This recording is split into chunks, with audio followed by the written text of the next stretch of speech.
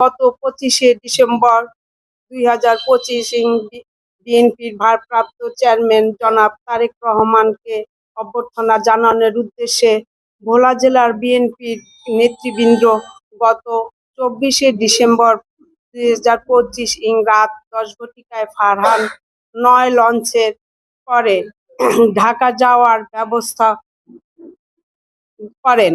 বিদায় উক্ত অভ্যর্থনায় আমার ছেলে সিফাত হাওলাদার, ভোলা রাজাপুর ইউনিয়নের ছাত্র দলের সভাপতি, গত 24/12/2025 তারিখে বিএনপি ছাত্র দলের সাথে ঢাকা যাওয়ার উদ্দেশ্যে বাড়ি থেকে ব্যাগ নিয়ে বের হয়ে বাসার সামনে রাস্তায় উঠলে পূর্বে থেকে উৎপাতা পেতে থাকা খুনিরা তাকে ধারালো অস্ত্র দিয়ে এলোপাতাড়ি কুপিয়ে আমার সামনে হত্যা করে লাশ গুম করার উদ্দেশ্যে টেনে ইসরে নিয়ে যায়।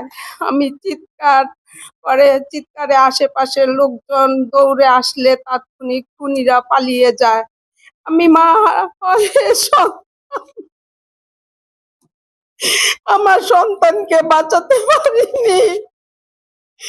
খুনিরা হেলাল মেম্বার ও তার দলবল সহ পূর্বে আওয়ামী লীগের রাজনীতির সাথে জড়িত থাকলেও 5ই আগস্ট 2025 আওয়ামী লীগের পতনের পর বর্তমানে জাতীয় পার্টির আন্দালিব রহমান প্রার্থীর দল করে। সিফাতের খুনিদেরকে প্রকাশ্যে জাতীয় পার্টি বিজেপি সভাপতি শওকত জামাল ও জাতীয় পার্টি বিজেপি জেলা সাংগঠনিক অ্যাডভোকেট মনির মদদ দিয়েছেন।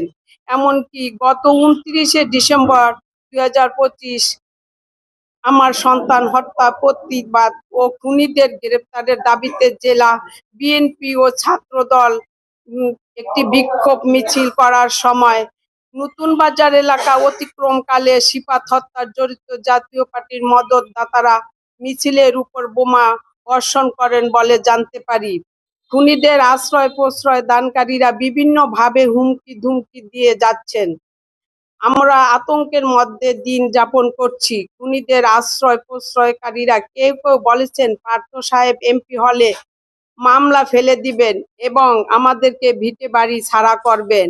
এমনকি বর্তমানে শওকত জামাল পার্থর মাধ্যমে খুনিদের জামিন করানোর জন্য ঢাকায় অবস্থান করছেন। প্রিয় সাংবাদিক ভাইয়েরা, আমি আপনাদের মাধ্যমে এমন নির্মম হত্যাকাণ্ডের খুনিদের অবিলম্বে গ্রেপ্তার করে দৃষ্টান্তমূলক শাস্তি দাবি করছি এবং বিএনপির ভারপ্রাপ্ত চেয়ারম্যান জনাব তারেক রহমানের হস্তক্ষেপ কামনা করছি।